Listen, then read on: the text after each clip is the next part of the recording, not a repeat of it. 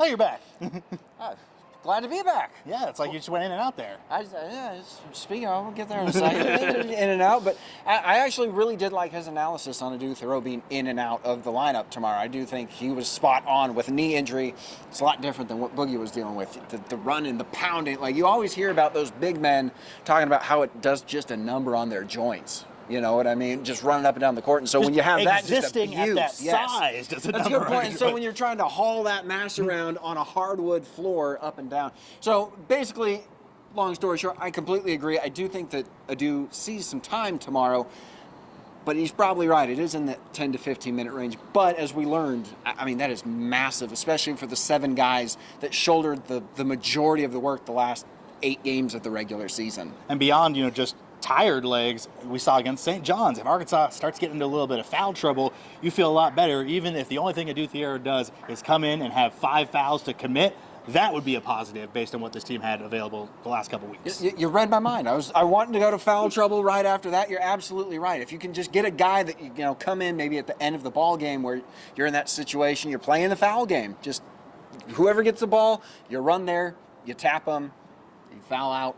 Not that big a deal. Now, as we did see, for the last couple months before he went down, Aidoo Thoreau good for a lot more than just fouling. Yes, so best case scenario, he is the guy. I mean, we saw against Kansas when they went zone, Arkansas didn't have Aidoo in the middle of that zone to run things, and that's what they were used to. So he's really a key piece of this team. They've proved their ability to win big games without him. But why not? Why not get them all back? I mean, Aidoo, top scorer, Boogie, second scorer on the team. You get both of those guys back, and I don't want to put the cart ahead of the horse, but should they get through this, having those two completely healthy, I would imagine, bodes well for a Final Four run. Right. No matter who they would end up playing, it would be the winner of Florida and Maryland. Obviously, they've seen this Florida team before, but Florida has not seen this version of Arkansas. Absolutely not. No, a healthy Arkansas team that at this point believes, and actually last week we did our own pregame show, I pointed to that Florida loss as a key turning point, I think, for the Arkansas Razorbacks. It was the first time they played a top team, and they held right with them. I believe they lost by 8 points. So yes, they did lose, and I hate the term moral victory, but I think that's where you started seeing them go, oh, we can play with these big boys. Like, we might be the youngest team in the SEC, but we can compete. And, you don't want to talk ill of X's ever, but we saw last year with Eric Musselman's team where they kind of let go of the rope. At home in California. Right. Yeah, he might be around the corner. Who knows? We'll keep an eye out. Yes. But you kind of saw with that team last year where they let go of the rope a little bit, where they were struggling and didn't necessarily give up, but you kind of never felt like, oh yeah, this is a team that can figure it out. This year's Arkansas team totally could have done that. 0-5 in the SEC, guys dealing with nagging injuries, they lose Boogie Fland, and everyone was kind of talking, oh, is John Calipari washed? Was this a mistake by Arkansas? And he's got plenty of guys who are going to go to the league next year or in 2 years and get that big paycheck who could have checked out. And, people would have held it against them, but you could understand where they would be coming from. They never did that. And Cal's been very big on that, especially in the tournament when you listen to him post-game about the buy-in from this team and how much he's enjoyed coaching this team because, as he keeps saying, they're good guys, good families. Well, and that really could be the Calipari effect, that what you're paying and bringing in is the belief. He's been here before. He said he's been here before. The players know he's been there before. He's a Hall of Fame coach. And so when times are bleak and you have a coach that's been through everything, it's a lot easier to believe someone that's walked through the path telling you that you're going to be okay, you're going to survive, you're going to make it through, you are talented, we can compete. And I think you're starting to see that really come into fruition here where they're in the tournament, they're making this run. And I think they might just be the most dangerous team in America because they believe, because of that Calipari effect, because every time they win, they're getting a little healthier, they're getting a little more experienced because they're young, they're getting a little bit more belief that they can do it. And when it comes to March, sometimes it's really the biggest thing you need. Yeah, there's something to be said about peaking at the right time. And look, there's 16 teams left. If you look at the major national media outlets, most of them rank Arkansas at 16 out of 16 there. That's how they like it. But that was the Arkansas of months ago. A lot of people are still looking at that resume and not, A, what this talent is and always was able to be, and B, the full roster. We keep January 18th is the last time these 9 guys played together. If Aidoo Thoreau is out on the court, that's all going to change. And it's not a new Arkansas team, but it's an invigorated one. And like you said, that belief, that can carry you so far because it's March. It's madness.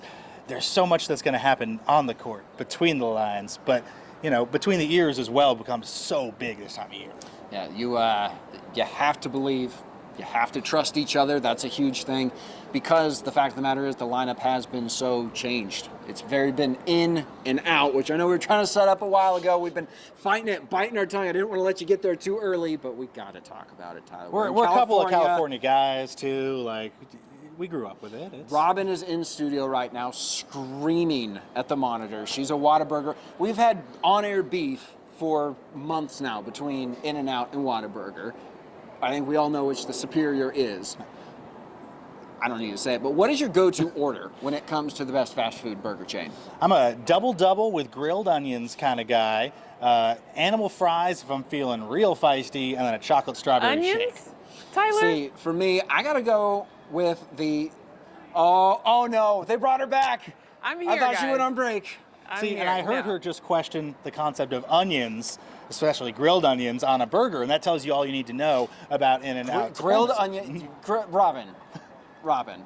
Let's be real. Grilled onions on a burger. First off, In-N-Out is the superior burger chain. But how are you going to question this man's burger order live on stream? This man is pouring his soul. That's a very personal thing. Exactly. We just found out a lot about me as a person, and then it just got insulted for the concept of onions on a burger, which, let's be honest, if that's a weird concept, it probably says more about you than it does about your defense. It's only right we let you talk now.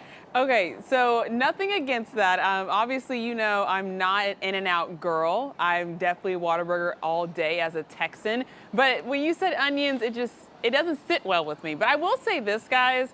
Now that y'all are in California, obviously you're gonna get In-N-Out burger, but Jonas Aidoo, that Southern boy, has never had it before. I'm looking around the pictures. I mean, it's just incredible. Growing up, you always play like 2K with the Warriors. You got Curry, Clay, KD.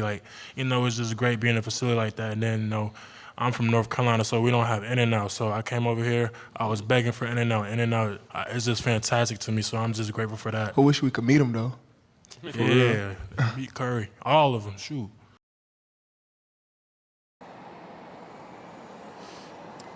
Sounds to me like another convert to the religion of In-N-Out.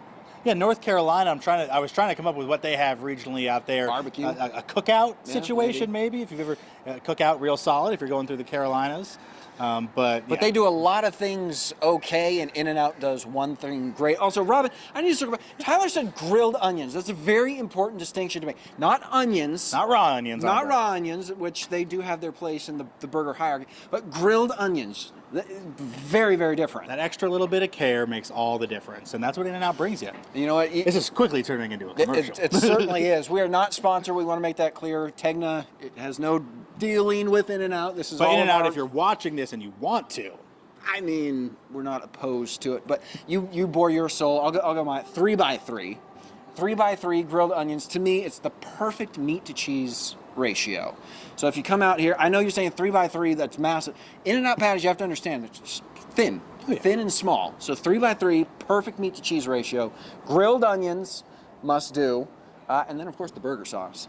I just hope that Jonas Aidoo and the rest of the team was given a bit of a rundown before they went for the first time, because it is important to know, what you're ordering.